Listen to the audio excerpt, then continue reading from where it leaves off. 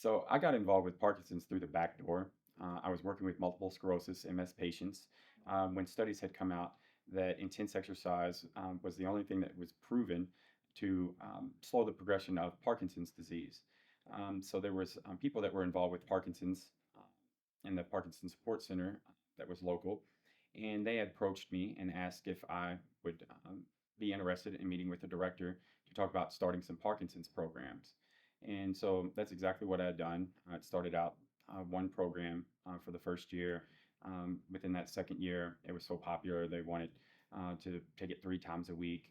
And then really from there, it's just grown tremendously, which now has led into MPI. And now I've been working with Parkinson's patients for the past 16 years. I got involved, well, you could say a little bit through the back door, but I have a more personal connection. I was diagnosed at a young age with a movement condition, um, essential tremors. I was 13 when I got my diagnosis, and it kind of spiraled from there. Um, I met Eric also at the same support center. He introduced me to a program called Rock City Boxing, and it just took off from there as well.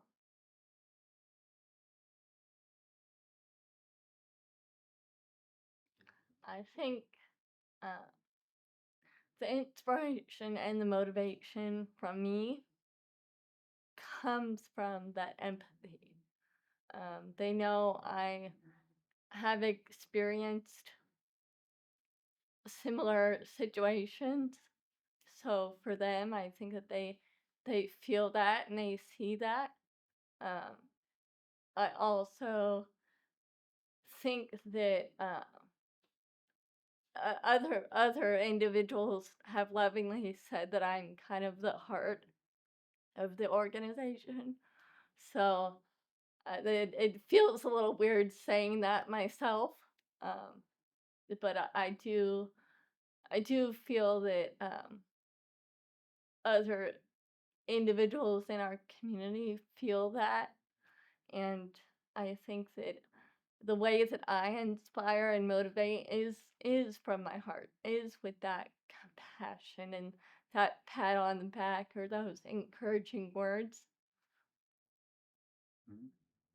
Yeah, Erica does a great job with that. And having her own diagnosis and having a personal experience, is always going to go a long way. I usually always think I like to try to motivate everybody with my passion.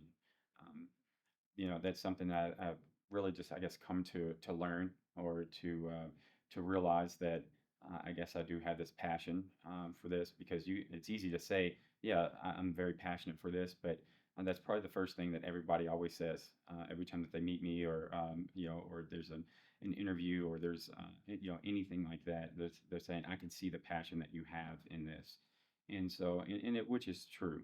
I have such a passion for this. I have a different energy as well because um, you know I'm, I can be very energetic and loud, and I do everything with the Parkinson's patients and community, especially in class. I'm always thinking of new things to challenge them, and they see that, and they're thankful for that and respect that. I think that's why we have such a good group that always just is constantly coming back day to day. And and they know that we genuinely care about them, and then that in itself is just a motivator. And we're always huggers and in class, so we're always hugging our volunteers. They're big huggers as well, and really a physical pat on the back, standing there next to them if they're having an off day and their balance might not be the best that day. And physically helping them through the stations, not just letting them just sit down and just give up for that day, but no, giving them that little extra push. I always tell everybody I have alternates. I have multiple alternates for everything. No matter what condition that you're in or what condition that you're in that day, you're going to be able to do something, and to always push and to better yourself.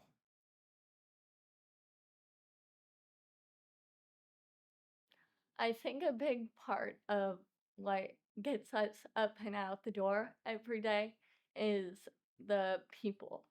It's our community and the fact that we are changing these people's lives. Um, Everyone in our community, they're family to us. Um, what we, the bond that we have made with everyone in our community is what gets us through on a daily basis. Um, I'm trying to keep going. I don't know what else to say. Yeah, I mean, really, it really is the community, because they are counting on us. They put really their health and their lives in our hands. Every day. That's why we have as much dedication and commitment to them, because they have all the dedication and commitment to us. No matter how many programs that we have, they always show up. They are always looking forward um, to us and the program. And we give a lot to them.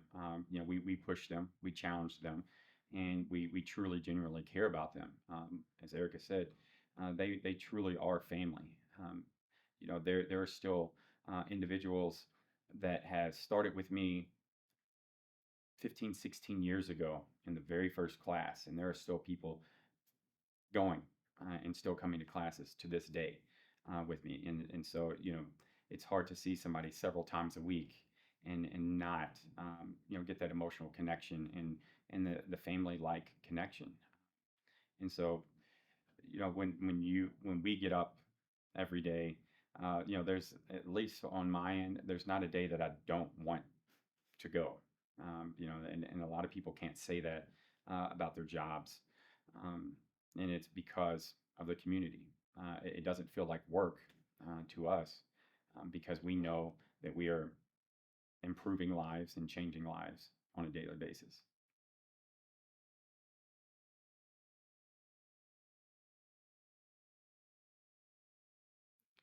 I was the school that I was in when I was diagnosed. My tremor was only in my hands and it was fairly mild. Um, as I, so essential tremors is progressive. Um, in the beginning, it initially spread, and I'm gonna start it. In the beginning, when I was first diagnosed, my tremor was only in my hands. It has since spread to my entire body. Um, but in the beginning, I never experienced any bullying. But as I got older and it spread throughout my upper body into my head, and um, it was as if other people, they would never say anything to me, but the comments that I would get were often uh, people of authority. So it was teachers, and I had a lot of unfortunate situations with, um, well, literal people of authority. So I had situations with law enforcement. I had one situation where I was 21 and the police officer, I look very young even now. And the police officer did not believe I was 21. And that was a very uncomfortable situation where I had to pull out my ID and then pull out my medical alert card. And that was just an extremely uncomfortable situation. Um, so I never really had a lot of bullying or uncomfortable situations with other kids. I think because a lot of the young children I was around were the same ones throughout my entire childhood. So they were familiar and they knew what was going on. But once I got out of that sheltered group of people and was exposed to a lot of people that didn't know what was going on, that was, people don't when they're around someone shaking, I think you're automatically on alert. You don't know what's going on. So people are always going to be uneasy when you're around someone who's exhibiting a symptom that's unfamiliar. So I think, my uncomfortable situations didn't come till later, and that's definitely led to very uncomfortable situations.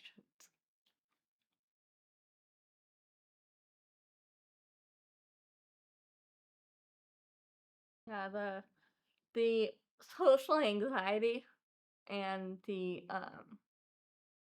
fact that when you're put in a situation that at least for individuals with tremors, uh, if someone notices your tremor, or even as the individual with the tremor, if you even think that someone is noticing your tremor, it's automatically going to trigger your tremor to get worse. It's like a whole spiral of anxiety that spurs. So it's just a giant snowball effect. So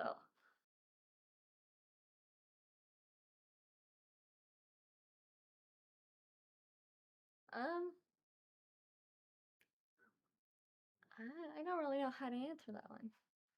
I didn't have any major changes in lifestyle other than I really honed in on figuring out what can I do, or what is making my tremors better or worse. And I really figured out for me what those things were. And I tried my best to eliminate the things that were making it worse and focus in on what were making them better. So I no longer um like I've never drank caffeine. I've never I've never ever been someone who drank alcohol frequently. Um Even though that's been proven to actually help.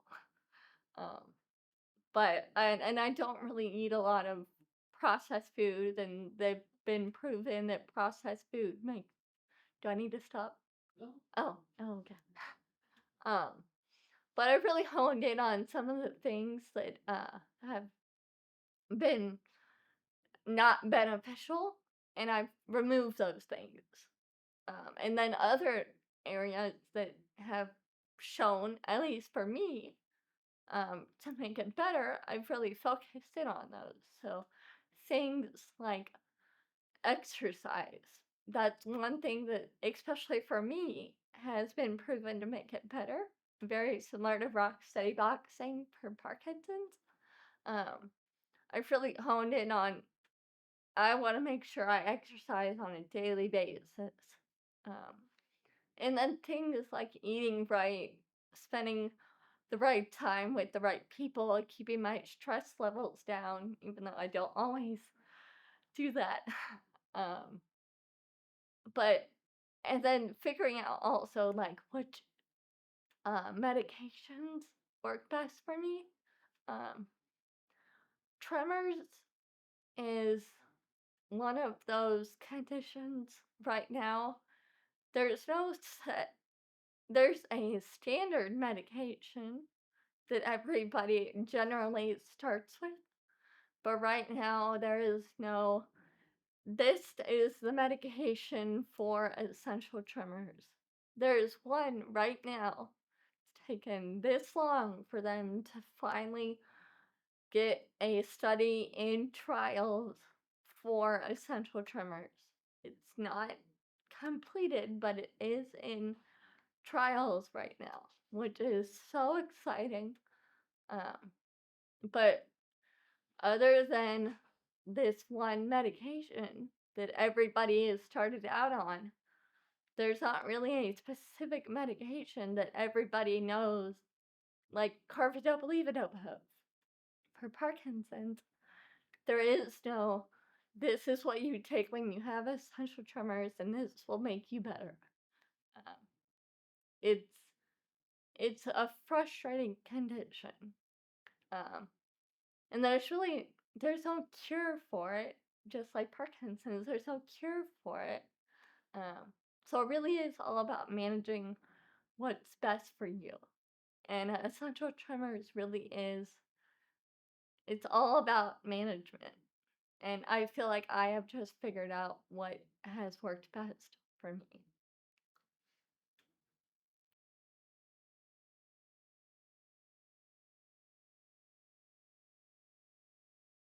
Yeah. I'll let you answer this one. Yeah, well, the just from the beginning, starting out during COVID, that was already a challenge.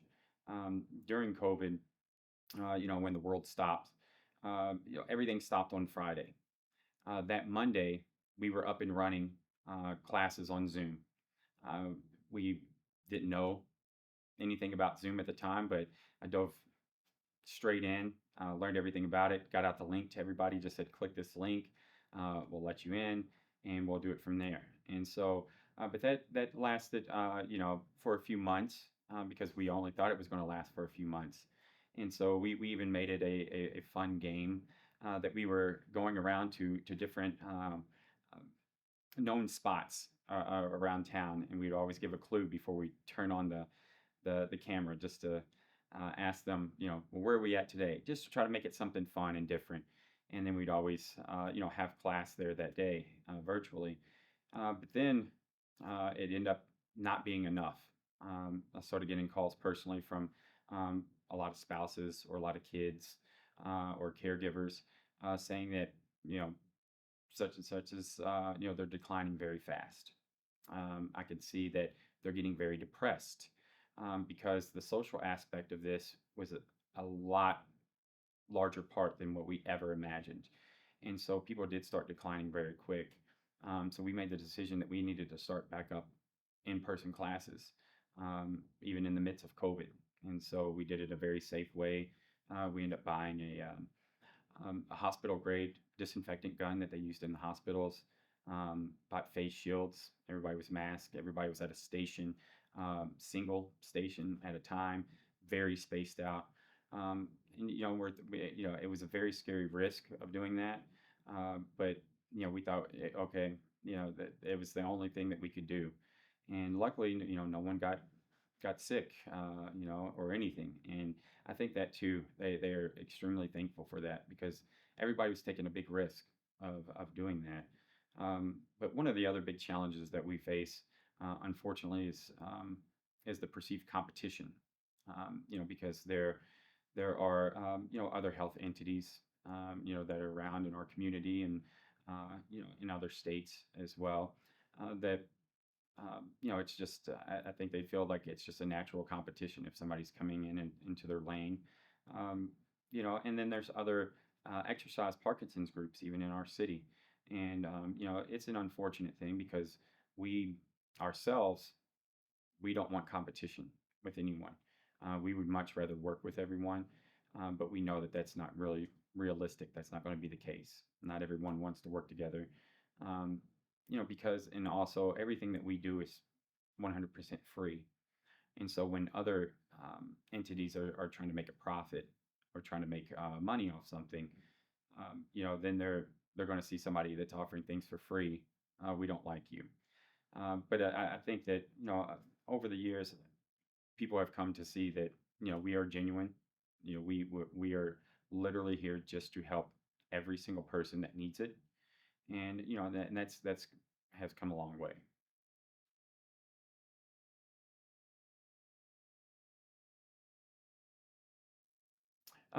No, because actually we work well with Michael J. Fox Foundation.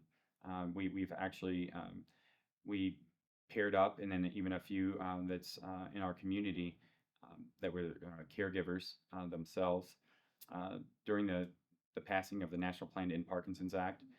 We would get together, and so with a representative from the Michael J. Fox Foundation, myself, and one of our board members, and then another caregiver in the community, we would actually talk to our congressmen and senators um, to get this passed. And luckily, we have gotten this passed, and we have such a strong bond and relationship with Michael J. Fox Foundation. Actually, our first chief medical officer actually joined the advisory board for the Michael J. Fox Foundation. Yeah, and I think with us, it's not too difficult to be different, say, from the Michael J. Fox Foundation because what they do extremely well at. So they are pretty much almost all geared towards research and research funding, and they've probably done a better job than anyone has ever done it. They have raised so much money. They've given more towards research for Parkinson's disease than even our own Congress has over the years, which is remarkable. But like I said, I think it's easy for us to differentiate because of our future, our future outlook, because with the facility that we are um, currently planning and building soon, will be a first of its kind. And so we will have that home headquarters, 127,000 square foot headquarters, where you go to one facility and you get everything under one roof. All of your health care, so all of your neurology appointments, physical therapy, occupational therapy, speech therapy, neuropsychology, all in one room, one floor, and then all of your exercise. So we're going to have a 27,000 square foot NFL quality turf facility with a regulation boxing ring, walls of speed bags and heavy bags, but then also a dedicated space for all of your yoga and meditation and pedaling for Parkinson's. And just so much more. A dedicated space just for a lodge that's just for support groups and educational seminars. A 100 plus seat theater that's an immersive theater, so literally everything that you're going to be able to do is as in this one facility. That's just the first building of the campus. We are going to be building a huge dedicated research facility with there will always be a dedicated floor for just Parkinson's research, but then we want other research as well. That we can bring in world-renowned researchers from around the world to come and do their research in this facility. That you have a dedicated research time and floor for your research that can be built to suit and turned over at a very fast pace for anybody that wants to use it.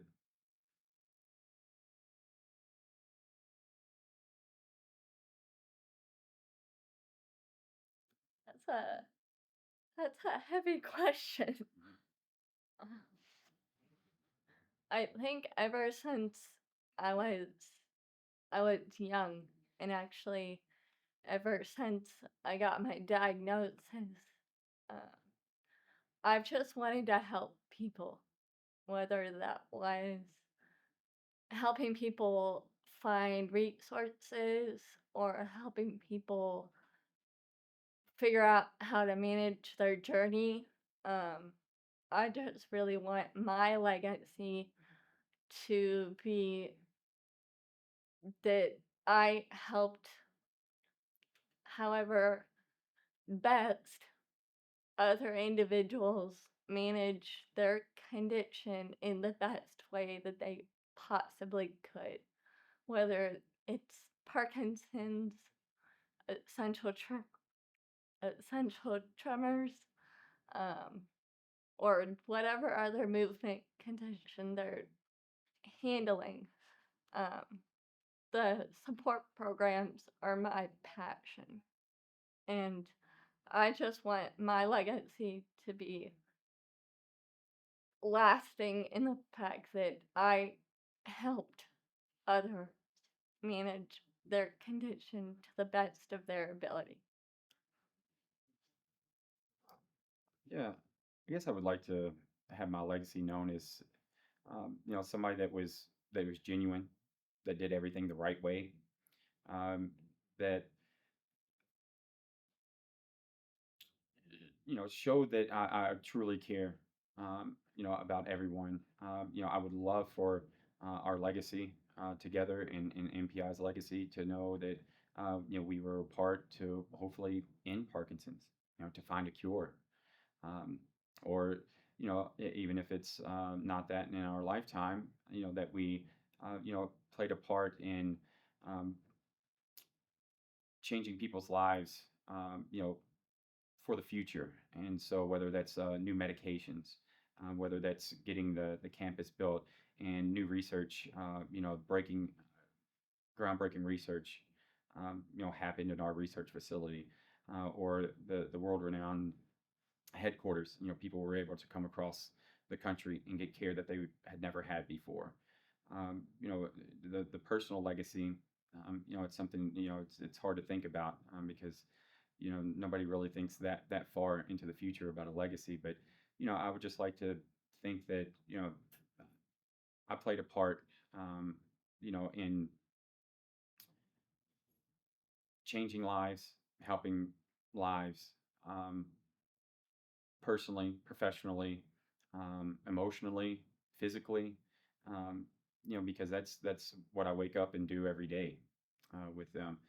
And everybody would just like a positive legacy, you know, when you're not here anymore. But I would think that um, I would just hope that MPI, the facility, and just our legacy, really goes on forever. That we were, two people that championed Parkinson's disease and other neurological conditions. We've always said that we would love for our facility that we are building to maybe even be used for something else one day. That it doesn't have to be the Parkinson's Institute anymore because Parkinson's doesn't exist, and so now it can be used to help and to cure something else.